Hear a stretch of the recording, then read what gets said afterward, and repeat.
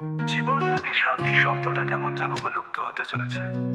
কখনো মনে হয় টাকা দিয়ে হয়তো শান্তি কেনা যাবে, হয়তো বা ভালোবাসা দিয়ে, অথবা উপকার দিয়ে। আসলে শান্তিকে কোনো জিনিস দিয়ে কেনা যায় তা বলা অসম্ভব। টাকার বিছানায় ঘুমিয়েও ধনী ব্যক্তিটি চিন্তায় থাকে ঘুমিয়ে গেলে হয়তো আমার অর্থ চুরি হয়ে যাবে। এমন অনেক টেনশন আছে যা ধনী ব্যক্তিদের শান্তির ঘুম ঘুমাতে দেয় না। এটাই কি শান্তি?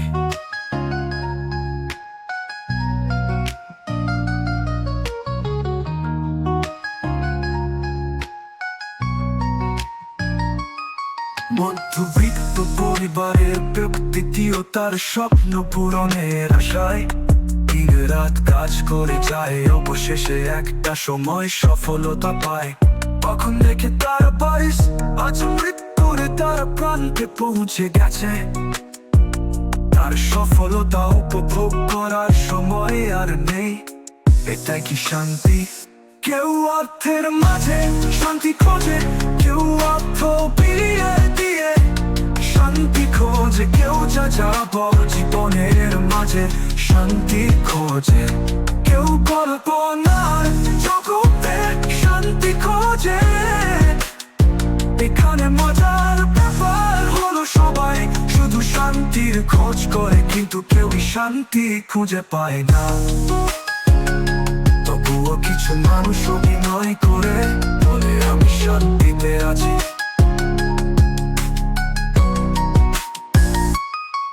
টাকার বিছানায় ঘুমিয়েও ধনী ব্যক্তিটি চিন্তায় থাকে ঘুমিয়ে গেলে হয়তো আমার অর্থ চুরি হয়ে যাবে।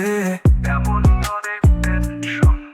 অনেক টেনশন আছে যা ধনী ব্যক্তিদের শান্তির ঘুম ঘুমাতে দেয় না।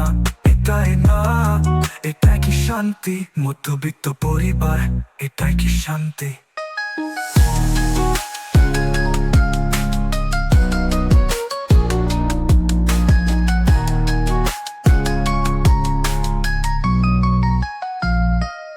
মধ্যবিত্ত পরিবারের ব্যক্তিটিও তার স্বপ্ন পূরণের আশায় দিন রাত কাজ করে যায়, অবশেষে একটা সময় সফলতা পায়।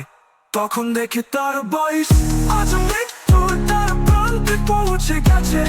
তার সফলতা উপভোগ করার সময় আর নেই। এটাই কি শান্তি? কেউ অর্থের মাঝে শান্তি খোঁজে, কেউ অর্থ বিলিয়ে দিয়ে শান্তি খোঁজে, কেউ যাযাবর জীবনের মাঝে শান্তি খোঁজে, কেউ কল্পনার জগতে শান্তি খোঁজে।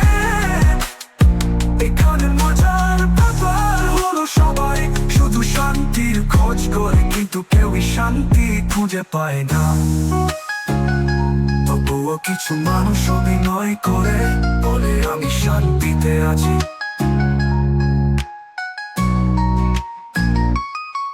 কেউ অর্থের মাঝে শান্তি খোঁজে, কেউ অর্থ বিলিয়ে দিয়ে শান্তি খোঁজে, কেউ যাযাবর জীবনের মাঝে শান্তি খোঁজে, কেউ কল্পনার জগতে শান্তি খোঁজে। এখানে মজার ব্যাপার হলো সবাই শুধু শান্তির খোঁজে।